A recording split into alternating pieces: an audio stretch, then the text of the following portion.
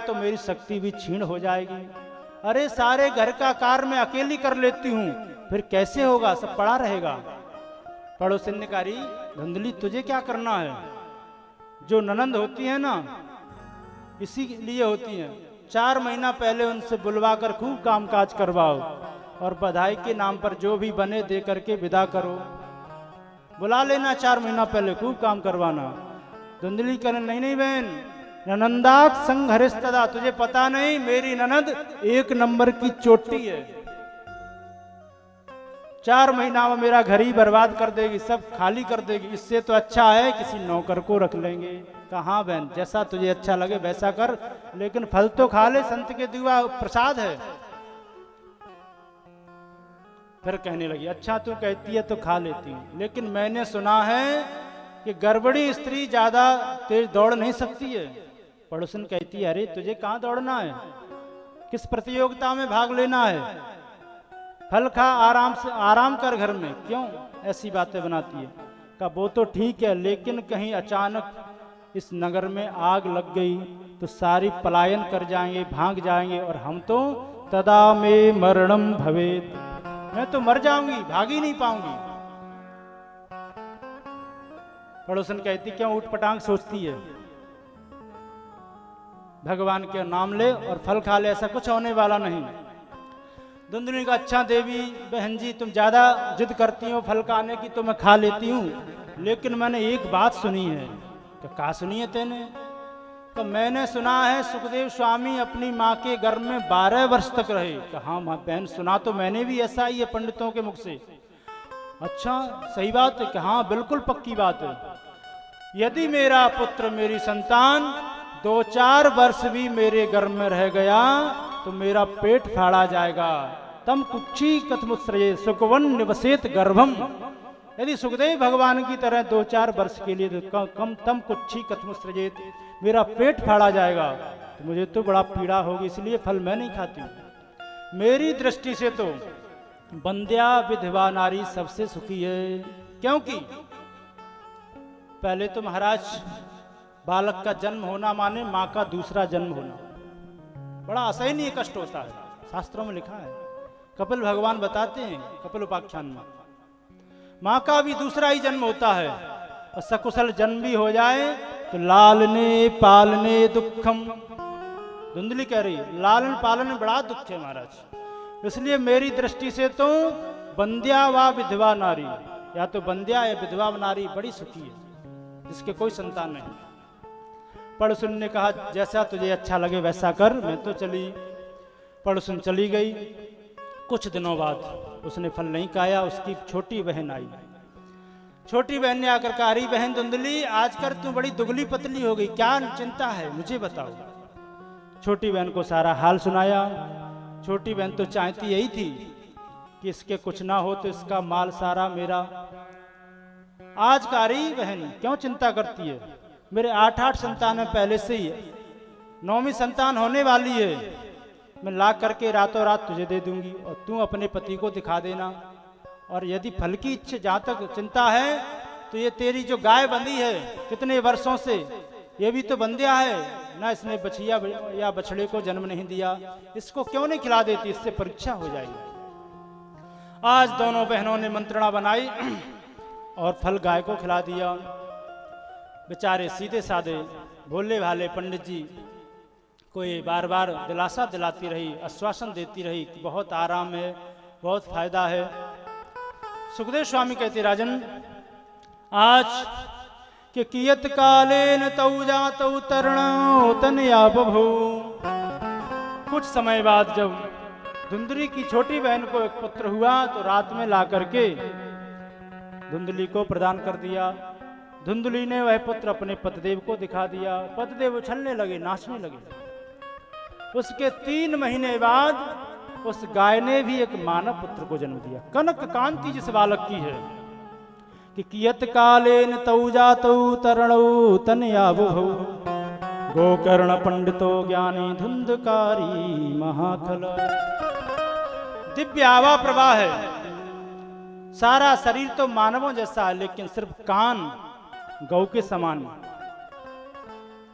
आज समस्त नगरवासी जय जयकार करते हुए बधाई देने के लिए आत्मदेव के यहाँ पधारे और कहा, रे आत्मदेव, तुम्हारे तो भाग्य खुल गए, क्योंकि भगवान देते हैं तो छप्पड़ फाड़ कर देते हैं। कहाँ एक पुत्र नहीं था और आज गाय ने भी मानव पुत्र को जन्म दिया है, दो दो पुत्र।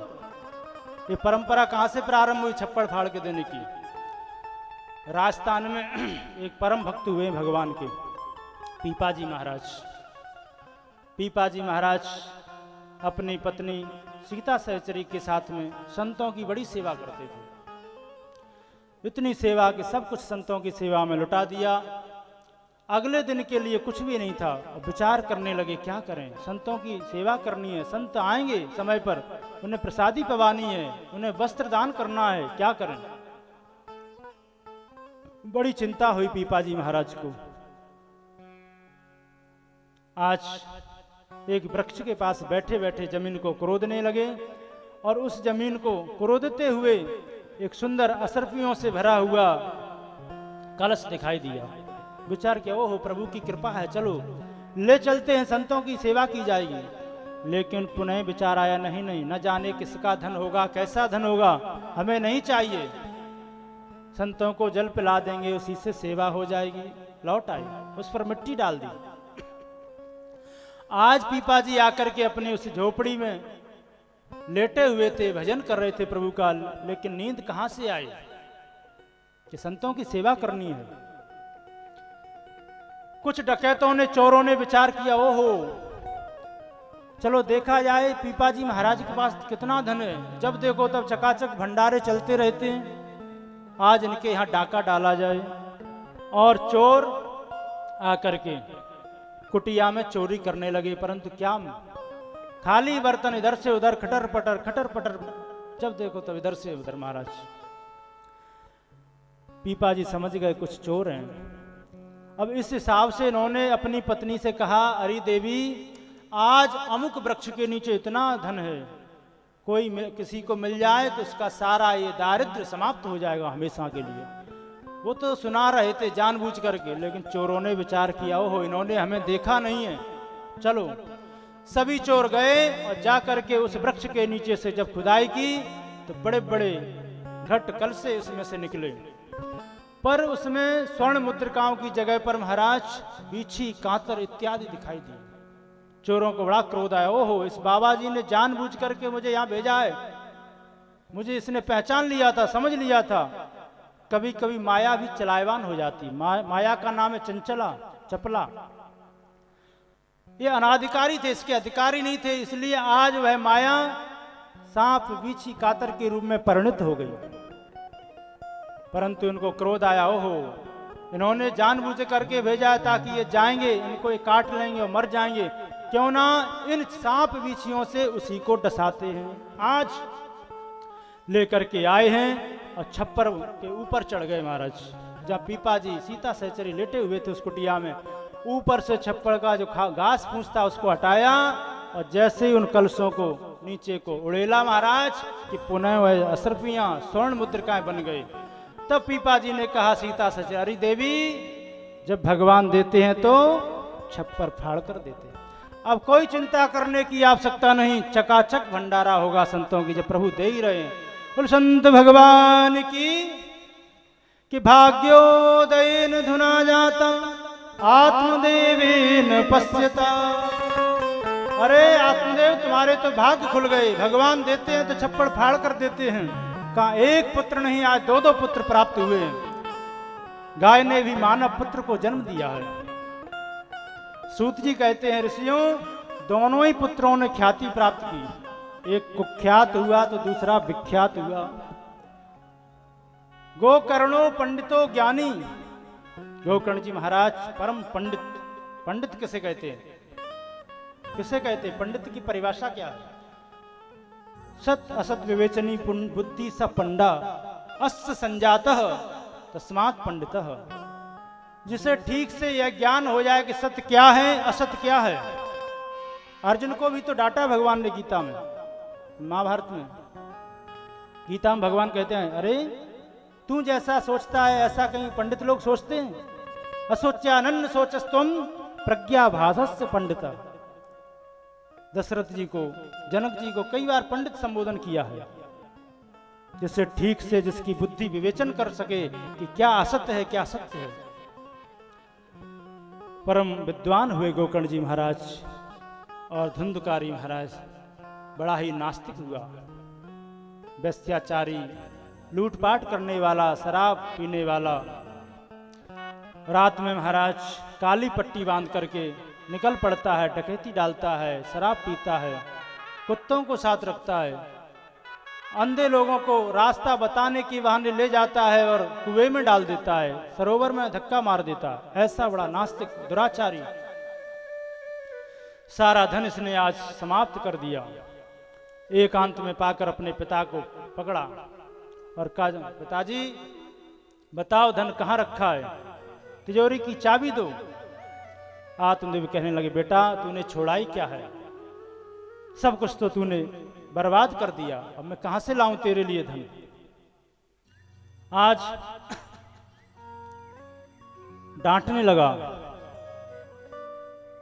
बुरी तरह से आत्मदेव को आज गिलानी हो गई और एकांत में बैठे रो रहे थे। उसी समय गोकर्ण जी की दृष्टि पड़ी और गोकर्ण जी ने आज हाथ पकड़ करके समझाना प्रारंभ किया। वह ब्राह्मण उस दिन भी मरने गया था जंगल में, क्योंकि पुत्र नहीं है, और आज भी इतनी गिलानी है, मरना चाहता है कि पुत्र क्यों है। उस दिन भी एक संत ने बचाया, सत्संग ने बचाया, और आज भी उसी सत्संग का फल गोकर्ण जी आगे सामने बचाने के लिए। कहने लगे, पिताजी क्यों रोते हो। आत्मदेव रोने लगे, कहने लगे, बेटा मैं क्या करूं, कहां जाऊं, कहां बैठूं, क्या करूं, कि क्वा तिष्ठामि क्वा गच्छामि क्वा मे दुखम व्यपोहये। क्वा तिष्ठामि क्वा गच्छामि, क्या करूं क्या न करूं, कौन सा सत्कर्म करूं, मुझे भारी दुख है। गोकर्ण जी समझाने लगे, कहा पिताजी संसार में सभी दुखी हैं। त्रिलोकी का जो अधिपति है इंद्र, यदि इससे भी पूछा जाए तो ये भी दुखी है। किसी से पूछ कर देखो, सभी दुखी है। कि न चंद्रस्य सुखम किंचन न सुखम चक्रवर्तिना सुखमस्ति विरक्तस्य मुने एकांत जीवन। न चंद्रस्य सुखम कश्चित्। इसी श्लोक को गोस्वामी जी कहते हैं कि दीन कहे धनवान दुखी, धनवान कहे सुख इंद्र को भारी, राजा कहे महाराज सुखी, महाराज कहे सुख इंद्र को भारी, इंद्र कहे चतुरानन को सुख, ब्रह्मा कहे सुख विष्णु को भारी, तुलसीदास विचार कहे हरि भजन बिना सब जीव दुखारी। न चंद्रस्य सुखम कश्चिन न सुखम चक्रवर्तिना। कोई सुखी नहीं है, किसी को कोई दुख, किसी को कोई दुख, कोई तन दुखी, कोई मन दुखी, कोई धन बिन रहे तो दास, थोड़े थोड़े सब सुख दुखी, सुखी राम के दास। आज एकांत में पकड़ करके गोकर्ण जी ने दिव्य भागवत धर्म का उपदेश दिया है। 2 श्लोकों में समस्त सार बता दिया। गोकर्ण जी कहते हैं, पिताजी ये दुख का कारण क्या है। दुख का कारण हम ही हैं। हम एक रस्सी में जकड़े हुए हैं। रस्सी क्या है, अहमता और ममता की जो रस्सी की दोनों तरफ की जो गांठें, इसमें हम बंधे हुए हैं। जिस दिन यह हृदय ग्रंथि खुल गई, उसी दिन हमारा दुख समाप्त हो जाता है। गोकर्ण जी कहते हैं कि देहे सीमास्तरुधरे भीमत्यम तेजत्वम पश्यानिशं जगदिदं क्षणभंग निष्ठम वैराग्य राग रस को भव भक्ति निष्ठ। पिताजी अहमता, देह के प्रति जो हमारी अहमता है, इस अहमता को छोड़ना पड़ेगा। बारंबार जब देही देह के प्रति चिंतन करता है, मनन करता है, तो उसकी देहा शक्ति हमेशा के लिए छूट जाती है। का कैसे? का अपने एक दृष्टांत के माध्यम से समझो। एक ब्रह्मचारी जी भिक्षा के लिए नगर में आते हैं। और एक सन्यासिन को देख करके उनका मन एकदम मोहित हो जाता है और कहते हैं, हे देवी, हम आपसे विवाह करना चाहते हैं। विचार किया उस देवी ने, अरे हमारे सुंदरता के कारण इस ब्रह्मचारी का पतन हो जाएगा, क्या करें। कहा, अरे ब्रह्मचारी जी, आप कल आना, कल हम आपसे विवाह करेंगे। एकांत में बैठ करके वह विचार करने लगी देवी, कहने लगी, धिक्कार है ऐसे सौंदर्य को कि इस सुंदरता के कारण कोई अपने मार्ग से भटक ना जाए, कहीं उस ब्रह्मचारी का पतन न हो जाए। तो आज उसने अपनी सेविका से कुछ खाद्य पदार्थ मंगाए हैं और उसको खा करके लेट गई। दूसरे दिन जैसे ही ब्रह्मचारी जी आए, आवाज लगाई। सेविका ने जाकर के कहा, हाँ बताइए ब्रह्मचारी जी, क्या चाहते हो। कह रहे, यहाँ एक सुंदरी जी रहती थी, उनसे मुझे विवाह करना, वो कहाँ है। कहा, वो अंदर लेटी हैं, चलिए आप उनके पास।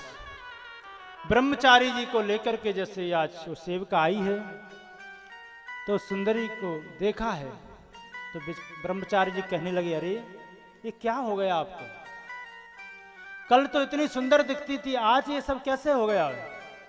कहा, आप देखना चाहते हैं हमारी सुंदरता का कारण क्या था। कहा, जरूर। तो पर्दा हटा करके अनेक पात्रों में जो खाद्य औषधि खाई थी, जिससे वमन हुआ था, मलमूत्र विसर्जन किया था, वह सब पात्रों में भर के रख लिया था, उसका दर्शन करा दिया। मुंह बनाने लगे ब्रह्मचारी जी, अरे राम राम, ये क्या है।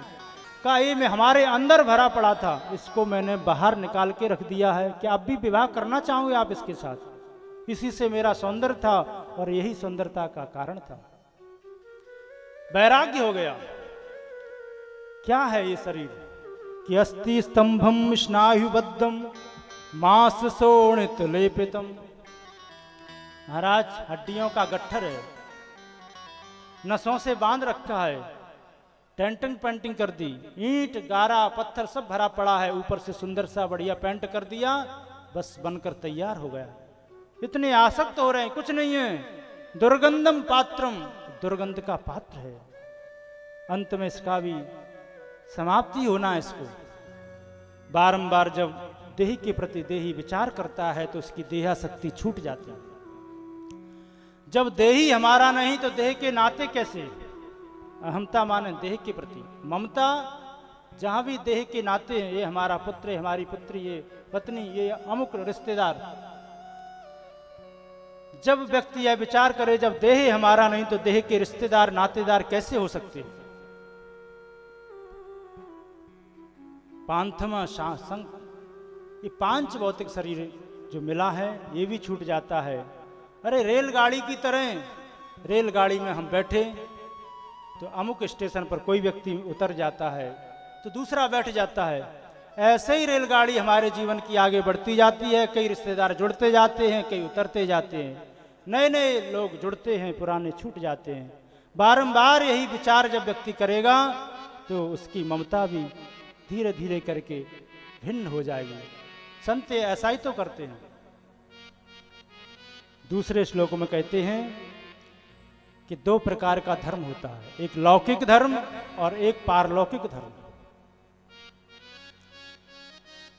लौकिक धर्म क्या है, संसार में हम आए हैं और आकर के हमें जो प्रभु ने दायित्व दिया कि जाओ, जा करके खूब पढ़ाई लिखाई करो, फिर विवाह करो, संतान उत्पन्न करो, सुंदर सुंदर कार्य करो, और उसके बाद में फिर हमारा भजन करके परम धर्म को प्राप्त करो।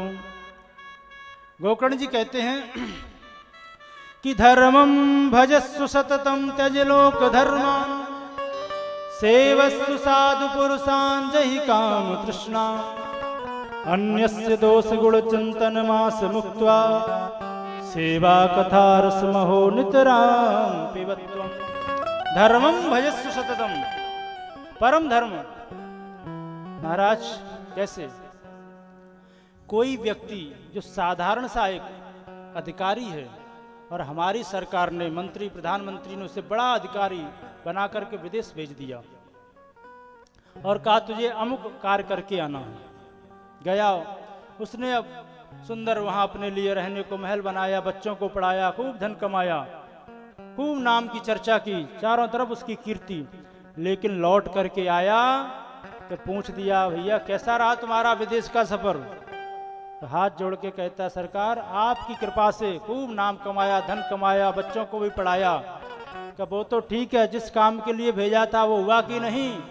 तो कहता, बस वही काम नहीं हुआ जिसके लिए भेजा था।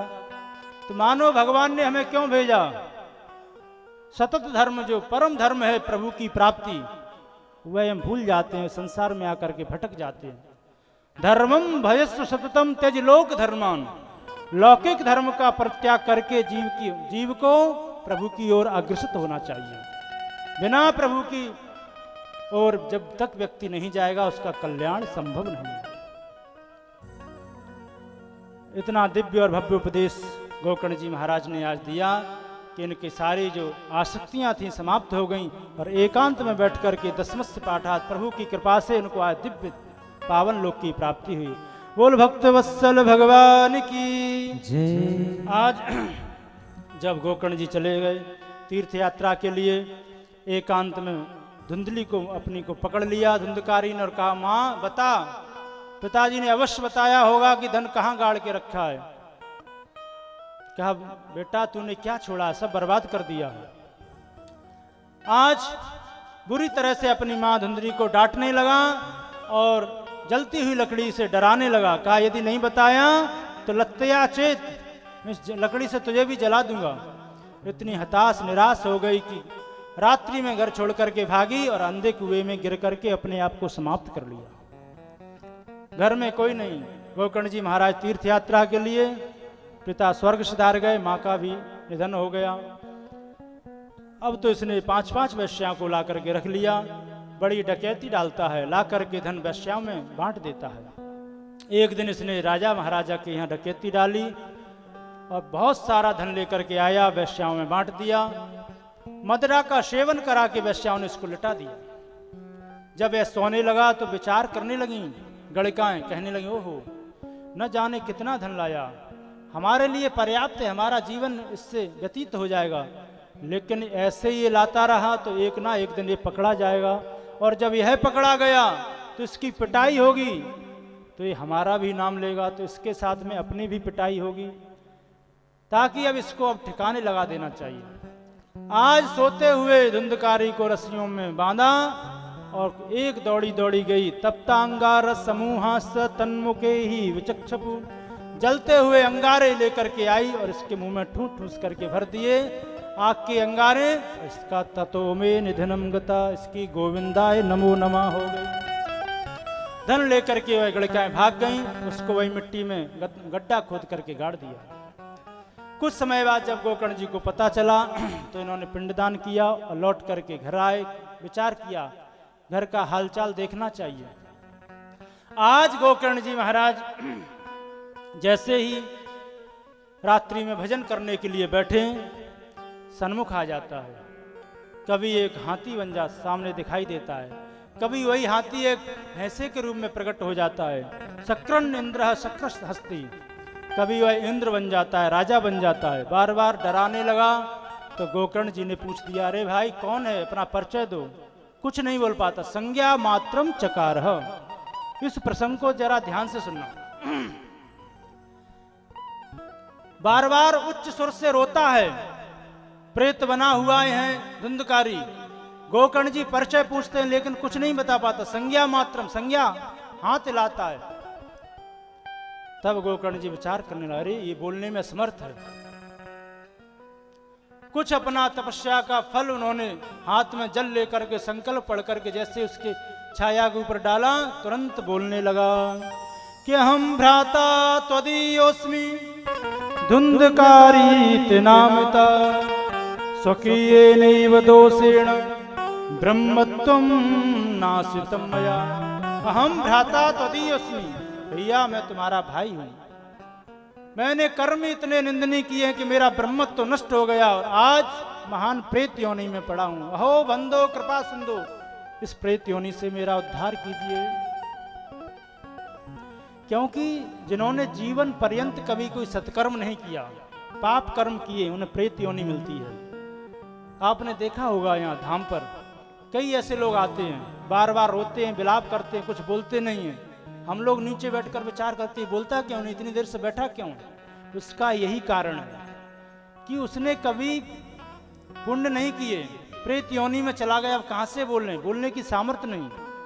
अरे उसके निमित्त आप भी यदि कुछ दान पुण्य करते रहते, समय समय पर कुछ छरा छींटा डालते रहते, ब्राह्मण भोजन दीपक इत्यादि उसके लिए रखते रहते, तो उसके अंदर सामर्थ्य आ जाती बोलने की। लेकिन नहीं बोलता है। तब क्या करते हैं, आपने देखा होगा, अपने सरकार सिद्ध बाबा जल लेकर अपनी तपस्या देते हैं, तब वो बोलता है। महाराज तपस्या तो देते हैं, लेकिन उसके बदले में लोग करते कुछ नहीं है। बड़े बड़े मन में बोल देते, बाबा ऐसा होगा तो ऐसा करेंगे, वैसा होगा तो वैसा करेंगे, चले जाते हैं।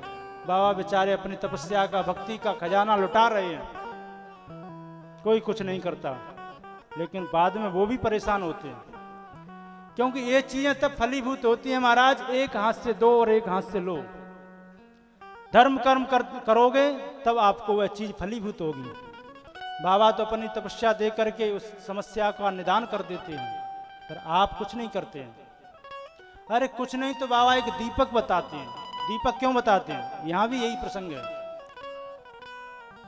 कई जगह हमने देखा है, महाराज ना जाने हमारी बहू को क्या समस्या है, हमारे बेटा को क्या समस्या, रोता बहुत है, चिड़चिड़ाता बहुत है। अरे ये पूर्वजों का अनुग्रह है, पितृ पीड़ा है, उनके पास बोलने की सामर्थ्य नहीं है। दीपक रखो, कुछ सत्कर्म करो। 41 दिन तक यदि आप एक दीपक उनके लिए रखोगे, तो वह दीपक के पास बैठ करके जो भी नाम उच्चारण करोगे, दीपक की ज्योति है जो उनको प्राप्त होगी, उसे बोलने की शक्ति आएगी उन्हें।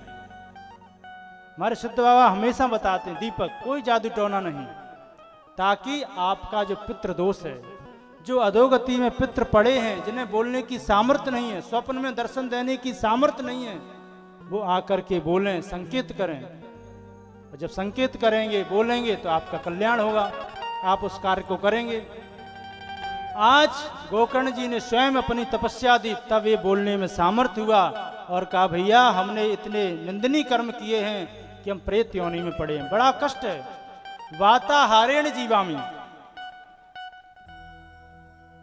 प्रेतों का मुख कैसा होता? सूचकग्रही, सुई के समान, सिर्फ वायु का वक्षण करते हैं। जब हम लोग उनके लिए सत्कर्म करते हैं, नांदी मुख श्राद्ध करते हैं, कोई पूजा पाठ करवाते हैं, तो उन्हें बड़ा आनंद मिलता है और बड़ा प्रसन्न होते हैं। भागवत जी के महात्म्य में लिखा है कि जब भी कोई जीव व्यक्ति अपने पूर्वजों के लिए कोई सत्कर्म करने का विचार करता है, तो हमारे देव जो पूर्वज हैं उनको पया पानम, दूध मिलने लगता है।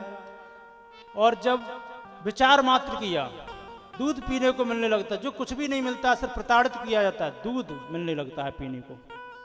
और जैसे ही मुहूर्त निकलवा करके आगे बढ़े, तो महाराज घृत पानम, घी पीने को मिलने लगता है। और जैसे ही संपूर्ण हुआ, पूर्णाहुति हुई, तो मधुपानम तथैव च, शहद मिलता है चकाचक हमारे पूर्वजों को। और वो प्रसन्न होते हैं, हष्टपुष्ट होते हैं, तो हमको भी प्रसन्न करते हैं, हमारे ऊपर अनुग्रह करते हैं। हमारी सामर्थ्य नहीं कि डायरेक्ट प्रभु को हम प्राप्त कर लें, एक सीढ़ी बाई सीढ़ी परंपरा है, विधान है। पहले अपने पूर्वजों को प्रसन्न करें, तब उसके ऊपर जो बड़े बड़े संत हैं उनका अनुग्रह प्राप्त हो, हनुमान जी की कृपा, भोले बाबा की कृपा, उसके बाद धीरे धीरे। पर हम लोग क्या करते हैं, सबको छोड़ के सीधे प्रभु से मिलने। आज बड़ा विनय की गोकर्ण जी समझ गए, कहा भैया तू रात भर मुझे विश्राम करने दे, सुबह कुछ ना कुछ प्रबंध करेंगे। आज समस्त नगरवासियों को एकत्रित किया है, सबसे पूछा है, कोई समुचित उत्तर नहीं दे पाया। तब गोकर्ण जी ने आज भगवान नारायण, सूर्य नारायण से पूछ दिया कि तुभ्यम नमो जगत साक्षिन ब्रूहि में मुक्त हेतुकम। अरे जगत के आदि नारायण सूर्य नारायण, हम आपसे जानना चाहते हैं कि महान प्रेत की मुक्ति का क्या उपाय है। हमारा भाई जो महान प्रेत योनि में पड़ा है, उसका कल्याण कैसे हो। तब आज भगवान सूर्य ने कहा, अरे गोकर्ण, तुम अपने भाई के निमित्त दिव्य भागवत जी का प्रवचन करो कि श्रीमद् भागवतान मुक्ति सप्ताहम मुक्ति साधक। सप्ताह विधान से अपने भाई के लिए मुक्ति के लिए भागवत का गायन करो। आज गोकर्ण जी ने दिव्य भागवत जी का अनुष्ठान किया और उसके लिए विधिवत आसन दिया, पर प्रेत रूप में हवा चलती है तो आसन उड़ जाता, कभी इधर से कभी उधर, कहीं जगह नहीं दिखाई दी तो पास में ही बांस के पेड़ थे, एक पोले बांस में जाकर के जिसमें 7 गांठ है उसमें जाकर के बैठ गया धुंधकारी। पहले दिन की कथा जैसे ही विश्राम हुई तो एक ग्रंथि फट गई, दूसरे दिन की हुई तो दूसरी, एवं सप्त दिनश्चैव सप्त ग्रंथिर विभेदनम, एक एक करके 7 दिन की गांठें फट गईं और दिव्य रूप धरो जाता तुलसी दाम मंडिता, दिव्य रूप धारण करके आज प्रकट हो गया। अपने भाई गोकर्ण को प्रणाम करके कहने लगा कि धन्या भागवती वार्ता प्रेत पीड़ा विनाशनी।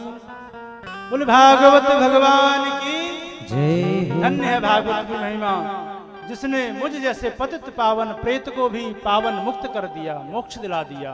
बारंबार भागवत की महिमा को धन्यवाद करता हुआ दिव्य विमान प्रकट हो गया, भगवान के पार्षद विमान लेकर के आए, उस पर बैठ करके चलने लगा।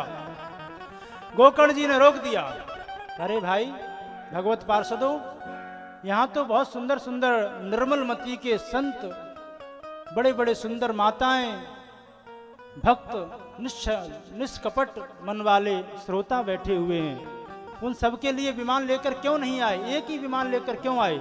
सबने कथा सुनी कि यत्रैव बहवा सन्ति श्रोतारो मम निर्मला, निर्मल मन के श्रोता बैठे, तुम विमान लेकर क्यों नहीं आए? तब भगवान के जो दूत हैं उन्होंने कहा, अरे गोकर्ण जी, तुम्हारे जो श्रोता हैं ये कथा तो बड़े ध्यान से सुनते हैं, लेकिन कथा में जाने के बाद फिर उसी 84 में कि ये करना है वो करना है, ये चिंता, आज वहां नहीं गए, उसी में लग जाते हैं। कोई कथा का मनन नहीं करता है, सिर्फ विधि पूर्वक धुंधकारी ने सुनी है और रात्रि में उसने मनन किया है। श्रवणम तु कृतम सर्वे न तथा मननम कृतम, श्रवण सबने किया लेकिन मनन किसी ने नहीं किया है। मनन तो सिर्फ और सिर्फ इसी ने किया, इसलिए मैं इसके लिए विमान लेकर आया हूं। यदि ये सब लोग मनन करें तो सबके लिए हम विमान लेकर के आएंगे। आज विमान पर बैठ करके चल दिया। कितनी महिमा है भागवत की। आइए हम भी प्रभु से निवेदन करें, प्रभु हमारे ऊपर भी कृपा करो और हमारे लिए भी विमान। किस किस के लिए विमान चाहिए? कोई नहीं जाना चाहता यहाँ से। बोलो राधे राधे। बड़े भाव से प्रभु का नाम का उच्चारण और उसके बाद थोड़ी आगे की चर्चा। बोल श्री मोहन सरकार की।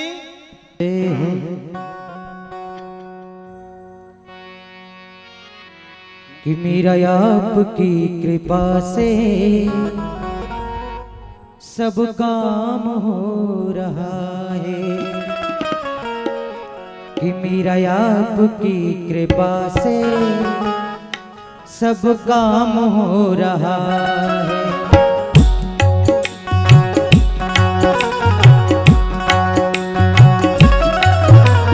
मेरा आपकी कृपा से सब काम हो रहा है।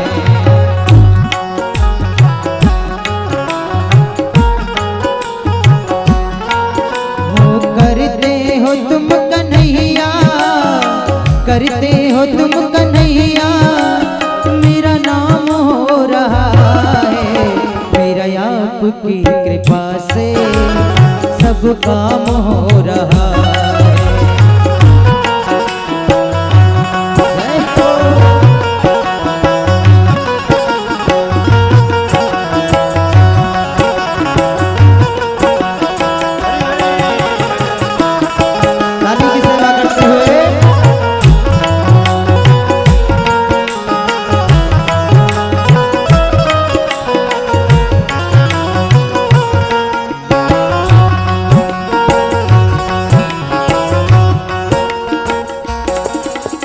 पतवार के बिना ही मेरी नाव चल रही है।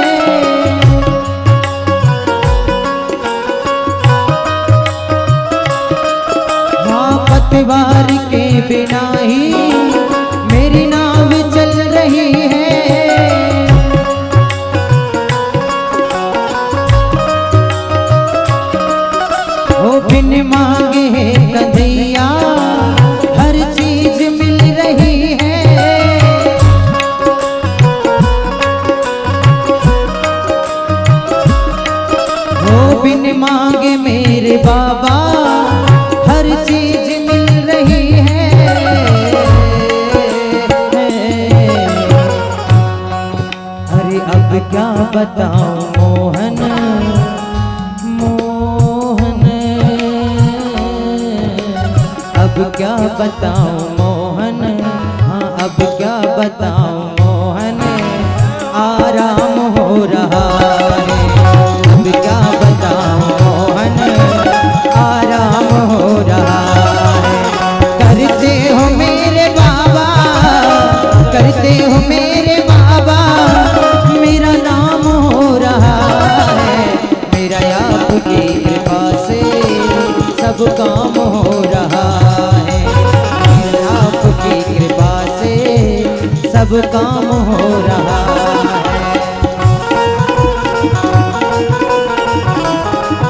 बोलिए संत बाबा महाराज की।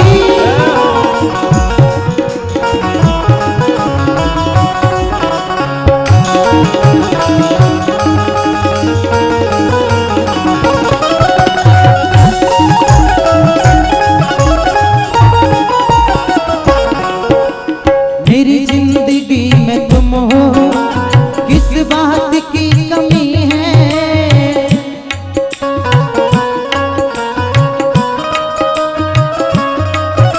कन्हैया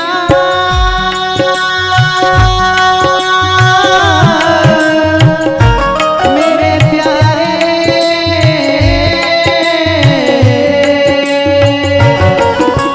मेरी जिंदगी में तुम हो, किस बात की कमी है।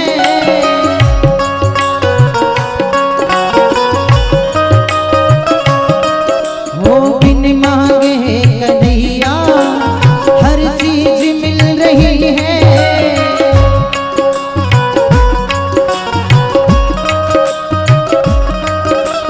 बिन मांगे कन्हैया हर चीज मिल रही है।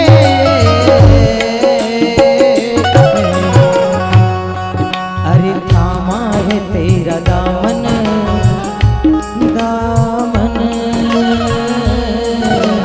थामा है तेरा दामन, थामा है तेरा दामन, बड़ा नाम हो रहा है।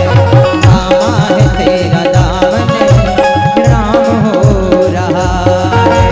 करते हो तुम कन्हैया, करते हो तुम कन्हैया, मेरा नाम हो रहा है। मेरा आपकी कृपा से सब काम हो रहा है।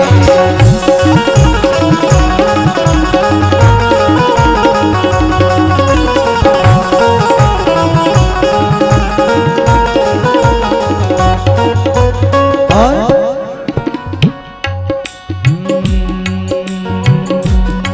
हरे राम हरे रामा,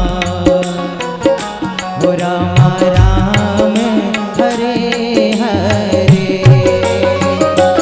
हरे राम हरे रामा, हो रामा राम हरे हरे।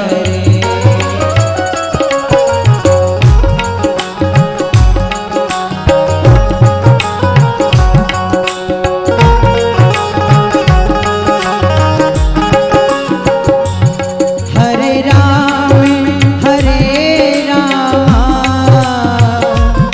राम राम हरे हरे, हरे राम राम राम हरे हरे। हरे कृष्णा कृष्णा कृष्ण हरे हरे, हरे कृष्णा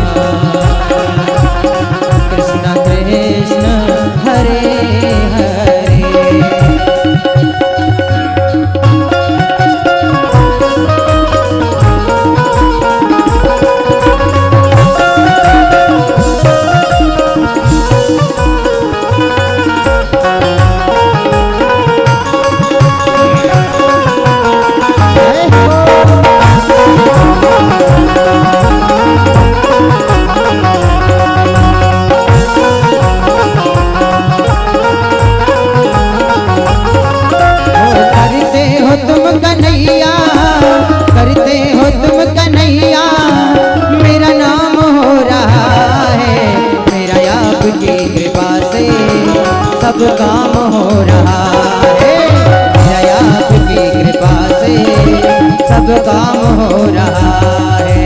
मेरा आपकी कृपा से सब काम हो रहा है, सब काम हो रहा है, सब काम हो रहा है, सब काम हो रहा है। राधा गोविंद भगवान की जय, कृष्ण मोहन सरकार की जय जय जय श्री राधे। जय। सभी श्रोता बैठे बैठे बेचारे विचार करने लगे, हो सचमुच में हमने भी धुंधकारी की तरह यदि सुन करके मनन किया होता तो आज हमारे लिए विमान आता। सब मुंह लटका कर बैठ गए। गोकर्ण जी ने कहा, चिंता की आवश्यकता नहीं, सब लोग सावधान हो जाओ, हम तुम्हारे लिए पुनः भागवत का आयोजन करेंगे। और पुनः श्री गोकर्ण जी ने अब की बार भागवत जी का आयोजन किया। मासा नाम मार्ग शीर्षो हम। आप भी अघन मास में बैठे हैं, आज प्रतिपदा है। भगवान गीता में कहते हैं अपनी विभूतियों को, अघन का महीना मेरा ही स्वरूप है, बड़ा ही पवित्र मास है। और आज भी अघन का महीना प्रारंभ हुआ है। पुनः जब गोकर्ण जी ने भागवत सुनाना प्रारंभ किया, सब शांत होकर के एकाग्र मन होकर के सुना। और अब की बार जैसे ही कथा का विश्राम हुआ तो जैसे श्री राघवेंद्र प्रभु के साथ में समस्त अयोध्यावासी वैकुंठ के लिए सरजू मैया के रास्ते से एक साथ में प्रस्थान किए थे, आज गोकर्ण जी के साथ में समस्त नगरवासी हमारे प्रभु गोलोकवासी श्री कृष्ण के साथ में आज गोलोक में जाकर के विराजमान हो गए। क्या अयोध्या वासना पूर्वम यथा रामेण संगता तथा कृष्णेन ते नीता गोलोकम योगी दुर्लभ। बोल भक्त वत्सल भगवान की। दिव्य आख्यान को जो भी सुनता है उसके पितरों को मुक्ति मिलती है और समस्त प्रकार के पाप भस्म हो जाते हैं। ये गोकर्ण उपाख्यान की कथा का रहस्य फलश्रुति है। अब अंतिम जो अध्याय है महात्मा का, उसकी चर्चा, क्योंकि समय भी होने जा रहा है। आज वैसे भी लोगों को कई जगह शादियों में जाना है और 10-15 मिनट का समय का। महाराज महात्मा नियम क्या है भागवत सुनने या सुनाने के? तो आज श्रोता और वक्ता दोनों के नियम बता रहे हैं।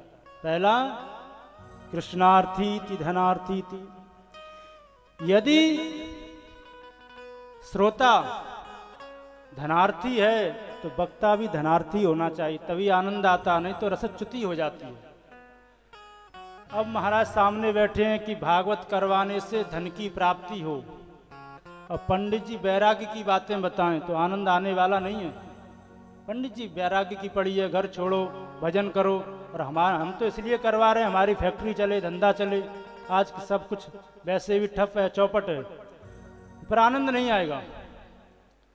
और यदि श्रोता कृष्णार्थी हुआ, कृष्ण का अर्थी माने कृष्ण को चाहने वाला, और पंडित जी घुमा घुमा करके इतना चढ़ाओ तो ऐसा फल मिलेगा, इतना दान करो तो ऐसा फल मिलेगा, तो भी रसाभास हो जाएगा, रसच्युति हो जाएगी। तो कहा महाराज कैसे कि यदि श्रोता कृष्णार्थी है तो वक्ता भी कृष्णार्थी होना चाहिए, कि और गूढ़ रहस्य और प्रभु से पाने का, प्रभु को जानने का, प्रभु को पहचानने का, उनका स्वभाव, स्वरूप, प्रभाव कैसा है, ज्यादा से ज्यादा बताए। ये नहीं कि इधर उधर की बातें, तब आनंद आता है महाराज। कि कृष्णार्थी ति धनार्थी ति वक्ता श्रोता दुधा मद। वक्ता श्रोता के दो लक्षण, कृष्णार्थी और धनार्थी। तो यहाँ कौन बैठे हैं, धनार्थी या कृष्णार्थी? बोलो राधे राधे। यहाँ वक्ता भी कृष्णार्थी है और श्रोता भी, क्योंकि रुपया पैसा की कोई आवश्यकता नहीं यहाँ भी, और देने वाले भी नहीं। कौन देता है? बाबा। वो तो बाबा की कृपा से सब चल रहा है। बोलो शिव मोहन सरकार की। इसलिए दोनों ही कृष्णार्थी हैं, सिर्फ भगवत प्राप्ति के लिए। का महाराज कराने की तो बहुत इच्छा होती है, कैसे कराएं, कितना खर्चा आएगा? तो दूसरे श्लोकों में खर्चा बताते, कहते हैं विवाहे यादृशम वित्तम तादृशम परिकल्पये। बड़े ध्यान से सुनना, नियम 7 दिन आप लोगों को पालन करना है। अब की बार बड़े विधान से और नियम से ही बाबा का सख्त आदेश है, इसलिए सब ध्यान से सुनेंगे। कब विवाह यादृशम वित्तम, जितना एक कन्या के विवाह में खर्च होता है उतना खर्च करना चाहिए। एक कन्या का विवाह 50,000 में भी संपन्न हो जाता है,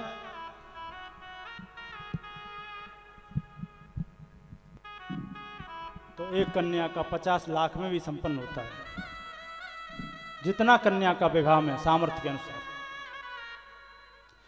यदि तुम्हारा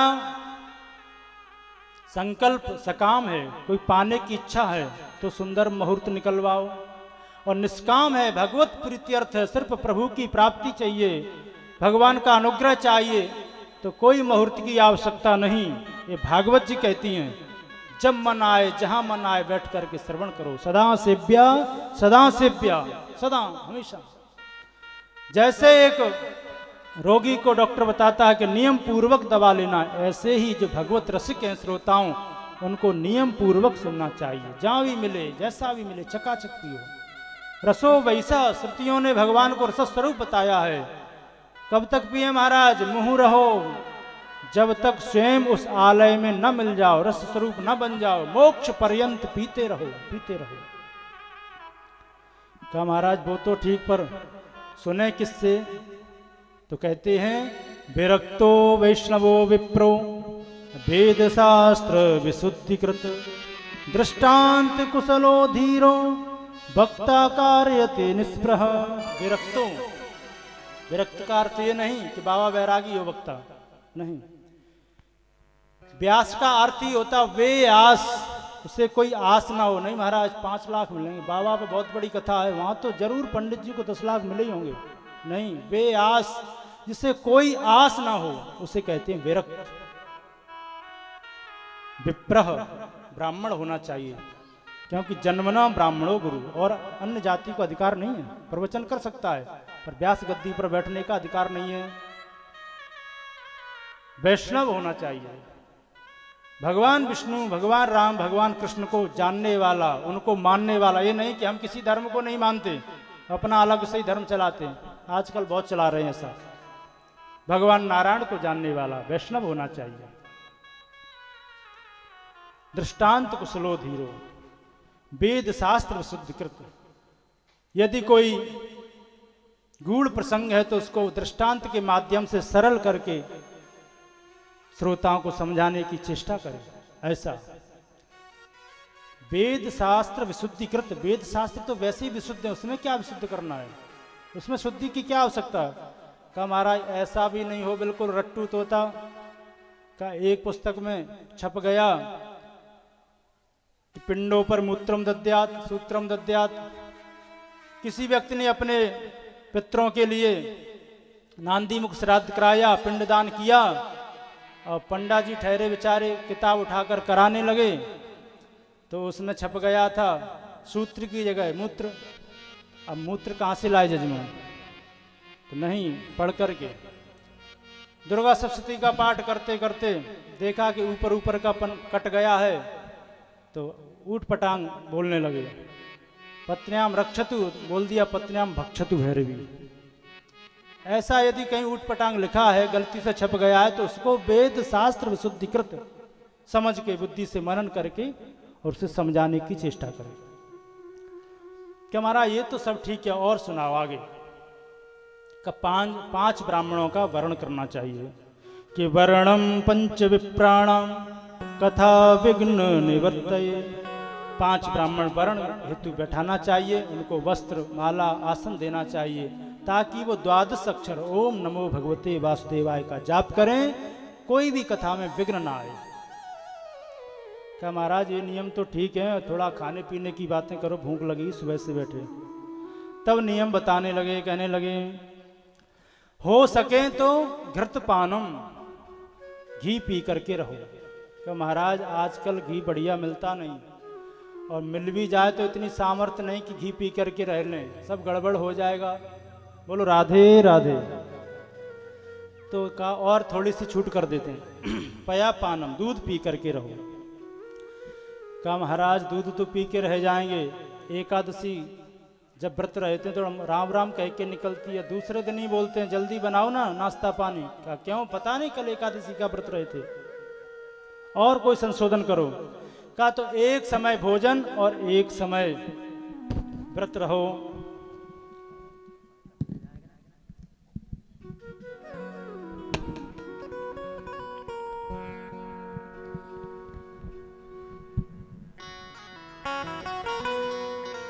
क्या महाराज इतना अभ्यास नहीं है, अब कथा में तो बैठ जाएं फलार लेकर के, लेकिन कहीं पेट में चूहा दौड़े तो मन तो भोजन में लगा रहेगा, और कुछ थोड़ा सा संशोधन करो। अंत में श्री व्यास जी ने लिख दिया कि भोजनम तु वरम मन्ये कथा विघ्न करो यदि नोपवासो वरा प्रोक्तम कथा विघ्न कारिका। जैसे भी कथा सुनने में मन लगे वैसा करो, चाहे 5 बार भोजन करो। यदि बिना भोजन के कथा में विघ्न आपको लगता है तो आप 5 बार भोजन करो, पर कथा में मन लगना चाहिए। ये नहीं महाराज मनीराम इधर से उधर उधर से इधर, कैसे भी करके कथा सुनने में मन लगना चाहिए। मथुरा में एक गुरुजी रहते थे और डेली प्रतिदिन अपने आश्रम में 1 घंटा कथा सुनाते, वर्ष पर्यंत नियम पूर्वक। पर उनका एक शिष्य था रामदास। वो महाराज जैसी कथा प्रारंभ हो तो आश्रम का साधु था, सेवक था, खटर पटर इधर से उधर उधर से इधर, बर्तनों को उठाना, कहीं ये करना कहीं वो करना, तो बड़ा विक्षेप होता था। श्रोताओं ने कहा गुरुदेव ये जो तुम्हारा सेवक है सेवा तो बहुत करता है आश्रम की, लेकिन कथा के समय बड़ी खटर पटर करता है, बड़ा विक्षेप होता है, कथा सुनने में आनंद नहीं आता, मन हमारा व्याग्र हो जाता है। तो एक दिन रामदास जी को समझाया, कहा रामदास तुम सेवा तो बहुत करते हो आश्रम की, सारी जिम्मेदारी संभालते हो, लेकिन कथा के समय थोड़ा सा शोरगुल कम किया करो। समझा दिया। अगले दिन जैसे कथा हुई, कोई भक्ति में करुण प्रसंग चल रहा था और उसी समय रामदास जी ने बर्तनों को इधर से उधर खटर पटर करना प्रारंभ कर दिया। गुरुदेव को मन बड़ा गिलानी हो गई और वहीं से बोले मनी मन में, अरे रामदास तुम्हें तो बंदर होना चाहिए था, तुम्हें भगवान ने मानव कैसे बना दिया। और जो ही गुरुदेव ने कहा रामदास जी बीमार पड़ गए। महीने के अंदर ही रामदास जी चल बसे। अब चूंकि आश्रम का साधु ठहरा तो विधिवत उसका संस्कार हुआ, शुद्धि हुई। उसके बाद में पुनः जैसे ही कथा प्रारंभ की 1 महीने बाद, तो एक छोटा सा बंदर आकर के बैठ गया। गुरुजी ने कहा रामदास आप रामदास ही हैं? सर हिला दिया हाँ। कि अब तो कथा सुनोगे, अब ये संसार की खटर पटर समाप्त हो गई, अब तो कथा में मन लगेगा। फिर सर हिला दिया। 1 वर्ष का अनुष्ठान रूप में वो कथा सुनाते थे। पूरी जब कथा हो गई, जो भी खाने पीने को गुरुदेव अपना डाल देते थे, वो चिष्ट जूठा मूठा वो खा लेता था। वो कथा के समय आना और पुनः लौट जाना पेड़ पर। 1 वर्ष के बाद जब कथा पूरी सुन ली बंदर के रूप में रामदास ने, तो जैसे ही कथा का विश्राम हुआ उधर रामदास का भी शरीर का अंत हो गया, उनका मोक्ष हो गया। तो महाराज संसार की खटर पटर बहुत कम, और वैसे भी हमारे सिद्ध सरकार की कितनी कृपा है। अब की बार तो सबको आदेश दिया है कि एकाग्र मन करके परीक्षित के रूप में सब लोग इस परम पावन पवित्र प्रांगण में सब परीक्षित हैं। किसी की सामर्थ्य नहीं है बेचारे गरीबियों की कि हम कथा कर सकें करा सकें, तो यहाँ बैठ करके अपने आप को परीक्षित समझो। और इधर उधर की खटर पटर भी बंद करवा राखी। अब की बार कोई खटर पटर नहीं महाराज, किसी प्रकार का कोई नहीं। आराम से कथा सुनो और अपना कल्याण करो। आज सबसे लास्ट में एक नियम बताया, कहा कथांते कीर्तनम नित्यम। और नियम बने या ना बने, लेकिन एक नियम तो पक्का सबको करना ही है। का कौन सा? कि कथा के अंत में कीर्तन करना चाहिए। जो ही कीर्तन का नाम लिया, जितने भी श्रोता थे अपने अपने उन्होंने सब, किसी ने ढोलक ले ली, मृदंग ले ली, किसी ने मजीरे ले लिए, सब ने अपने अपने वाद्य अनुसार सामान लिए। और उसी गंगा तट पर इतना पावन और दिव्य भव्य कीर्तन हुआ कि भक्ति महारानी अपने दोनों पुत्रों के साथ में था तैयार करके नाचने लगी। उनका उद्धार हो गया। पूछ दिया संतों से, कौतिष्ठामी, मेरे लिए आपने कहाँ स्थान दिया? नारद जी ने कहा, आप हमारे प्रभु के जो भक्त हैं उनके हृदय पर बैठ करके साम्राज्य करो। आज भक्ति महारानी भक्तों के हृदय भवन में बैठ करके भगवान की महिमा को बढ़ा रही हैं और सभी श्रोता समुदाय दिव्य भगवान का भजन करते हुए वहीं आज ठाकुर जी प्रकट हो गए और पुनः नारद जी के समेत सनत कुमारों के समेत सभी को पावन और पवित्र कर दिया। आइए समय भी हो गया है और हम भी एक भजन के माध्यम से आरती की ओर बढ़ेंगे। बोल भागवत भगवान की, बोल सिद्ध सरकार की, बोल श्री मोहन सरकार की जय जय श्री राधे।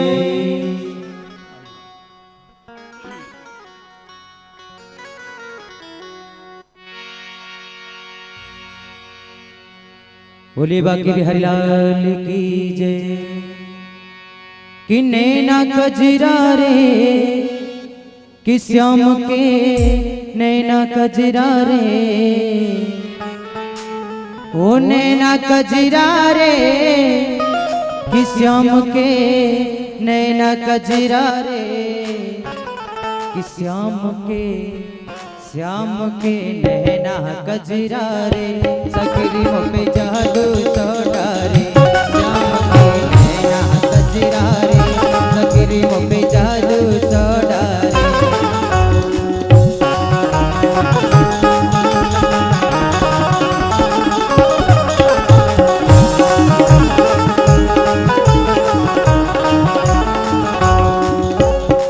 नैना कजरा रे श्याम के नैना कजरा रे, नैना कजरा रे श्याम के नैना कजरा रे, श्याम के जय हो श्याम के नैना कजरा रे, सगरी मुख जादू सोडारे।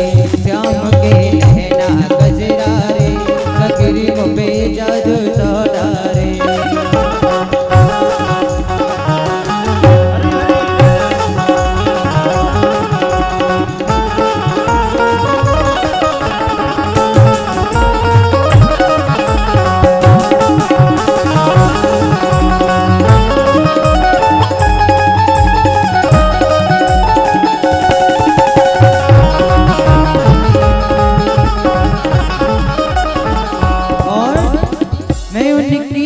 प्रियतम मेरे, मैं उनकी वो प्रियतम मेरे, श्याम बसे नैनन में मेरे, वो श्याम बसे नैनन में मेरे। ओ नैना कजरा रे श्याम के नैना कजरा रे,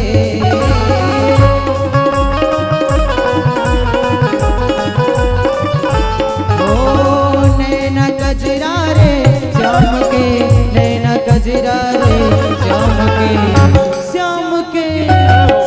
के नैना कजरा रे, सगरी पे जादू सोडारे।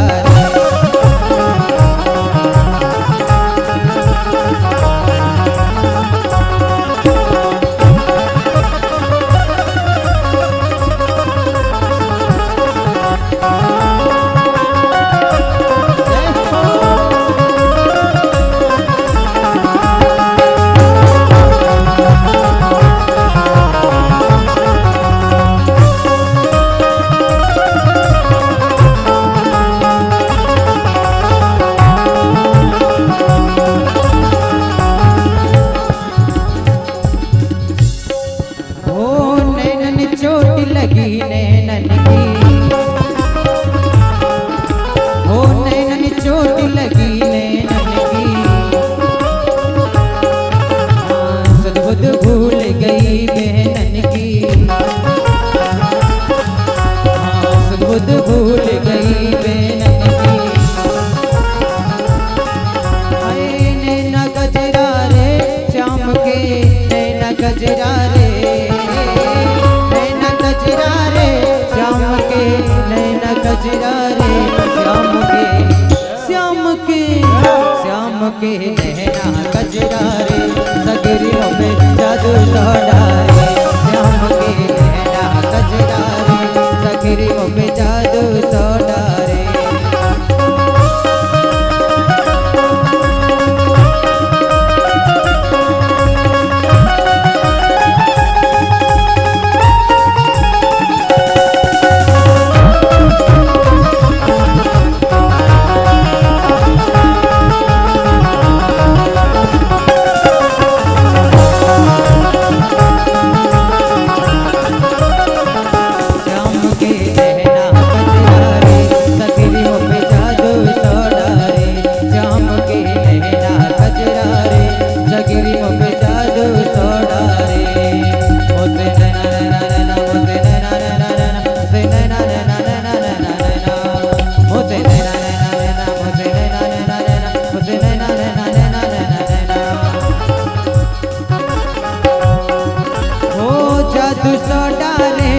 सखी मुँह पे जादू सो डारे, जादू सो डारे, सखी मुँह पे जादू सो डारे।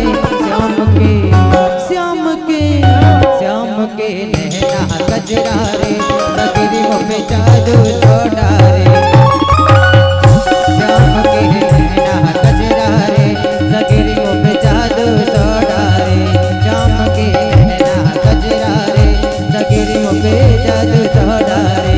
सखी मुँह पे जादू सो डारे, सखी मुँह पे जादू सो डारे, सखी मुँह पे जादू सो। बोले भागवत भगवान की जय हो। बोल वृंदावन बिहारी लाल की जय हो। राघवेंद्र सरकार की जय हो। बाबा हरदास जी महाराज की जय हो। रामपाल बाबा की जय हो। सुकानंद बाबा की जय हो। मोहन सरकार की जय हो। सिद्ध बाबा की जय हो। जय जय श्री राधे। सभी भक्तों से जैसे कि पूर्व में ही सबको संकेत किया गया था बाबा के द्वारा, तो कुछ हमारे जो कार्यकर्ता बंधु हैं सभी को दीपक प्रदान करें और बाती की व्यवस्था करें। सभी लोग आरती करेंगे, बाबा का आदेश है। और कल से सब लोग अपने अपने साथ में लेकर के भी आएंगे। सब लोग अपने अपने स्थान पर खड़े हो जाएं, एक भजन का आनंद। तब तक हमारे जो कार्यकर्ता हैं सबके पास में दीपक भेजें, दीपक का प्रबंध करें। सब लोग बड़े आनंद के साथ में एक भजन का आनंद, और उसके बाद में तब तक आरती का समय।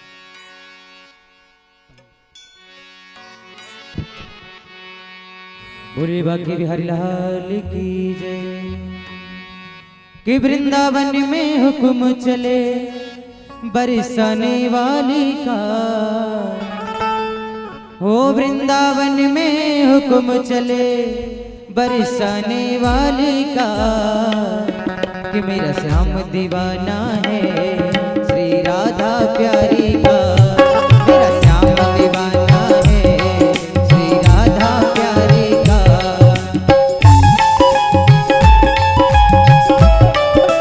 जय हो।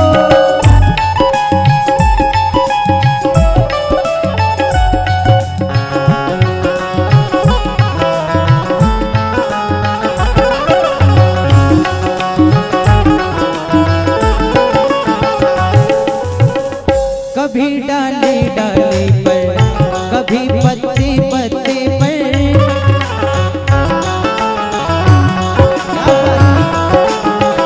कभी डाले डाले पर, कभी पत्ते पत्ते पर। राज राधे का चलता गाँव के हर चप्पे पर, राज राधे का चलता गाँव के हर चप्पे पर। वो नाम बदल के रख डाला उसे कृष्ण मुरारी का, नाम बदल के रख डाला उसे कृष्ण मुरारी का। मेरा श्याम दीवाना है श्री राधा प्यारी का।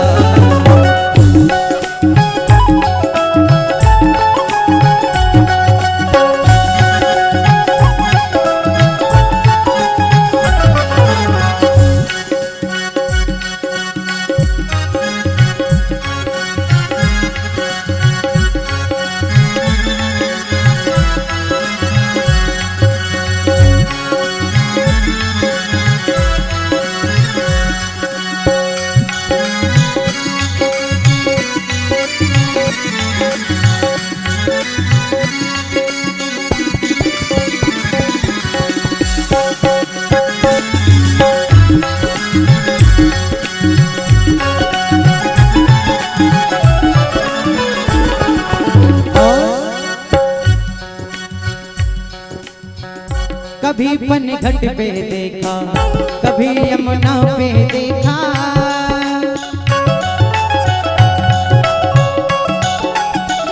कभी पनघट पे देखा, कभी यमुना में देखा।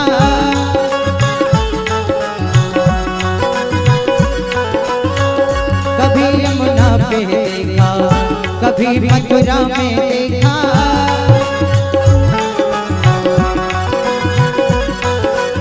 हो कभी गोकुल में देखा, कभी मथुरा में देखा।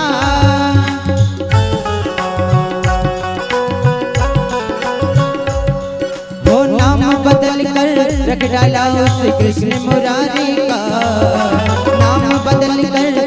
लाला उस कृष्ण मुरारी का, मेरा श्याम दीवाना है श्री राधा प्यारी का, मेरा श्याम दीवाना है श्री राधा प्यारी का। वृंदावन में हुक्म चले बरसाने वाली का, वृंदावन में हुक्म चले बरसाने वाली का, मेरा श्याम दीवाना है श्री राधा प्यारी का, मेरा श्याम दीवाना है श्री राधा प्यारी का।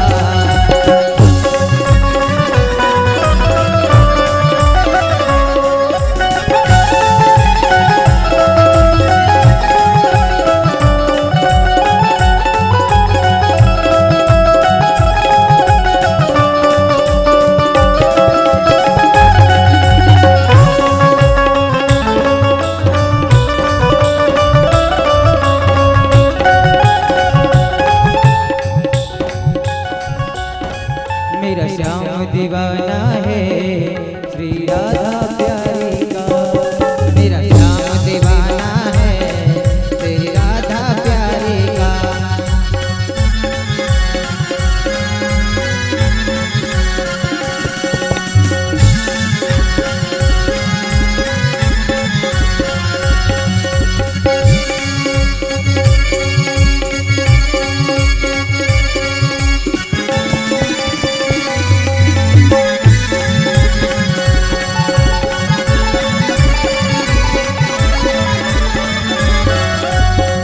ओ वृंदावन में हुक्म चले बरसाने वाली का, वृंदावन में हुक्म चले बरसाने वाली का, मेरा श्याम दीवाना है श्री राधा प्यारी का, मेरा श्याम दीवाना है श्री राधा प्यारी का, मेरा श्याम दीवाना है श्री राधा प्यारी का, मेरा श्याम दीवाना है श्री राधा प्यारी का।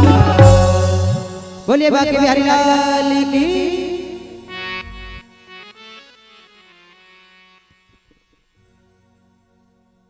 श्री राधे।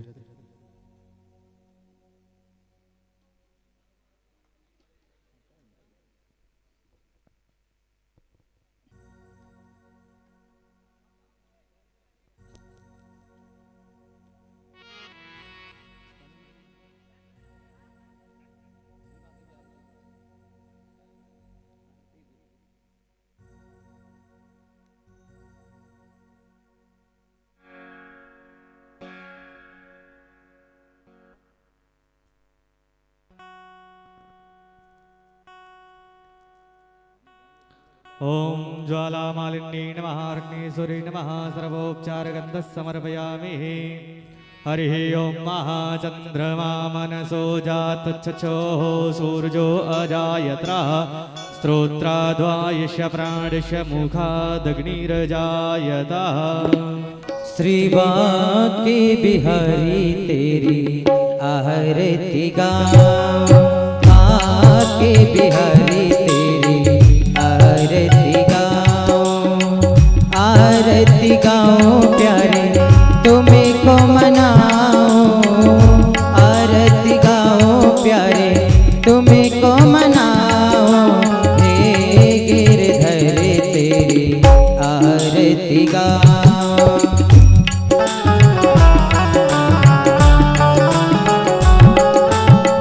मोरे मुकुट तेरे शीश पे सोहे,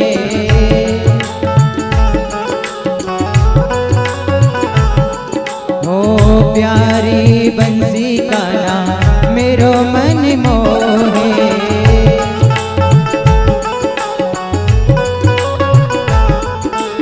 एक छवि बले हारी जाऊं, के बिहारी तेरी आरती गाऊं। जय हो।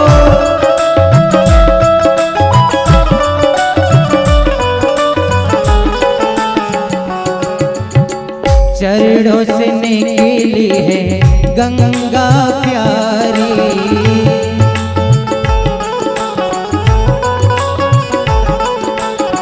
जिसने सारी दुनिया तारी,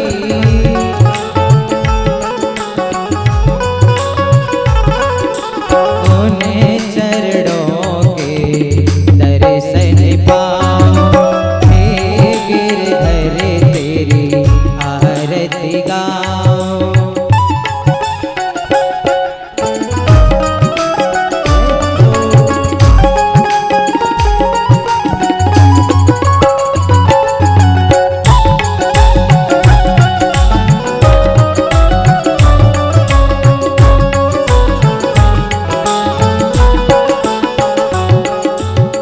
दासी अनाथ के नाथ आप हो,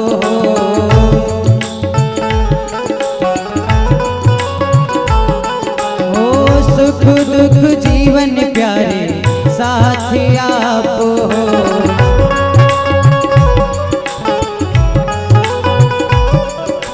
हरि चरणों में शीश झुकाऊं, हे गिरधर तेरी आरती गाऊं।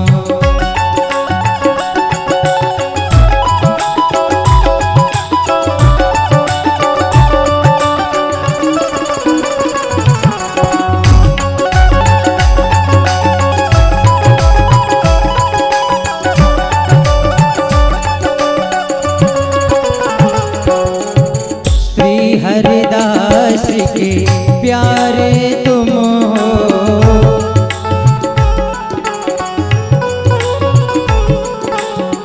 मेरे मोहन जीवन धन हो।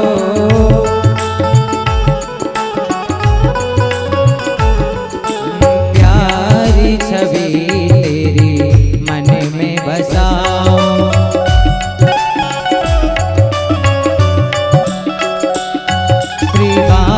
के बिहारी तेरी आरती गाऊं, हे गिरधर तेरी आरती गाऊं।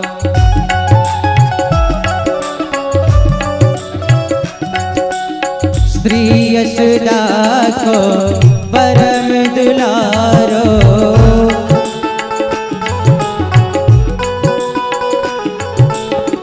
बाबा की अखियन को तारो,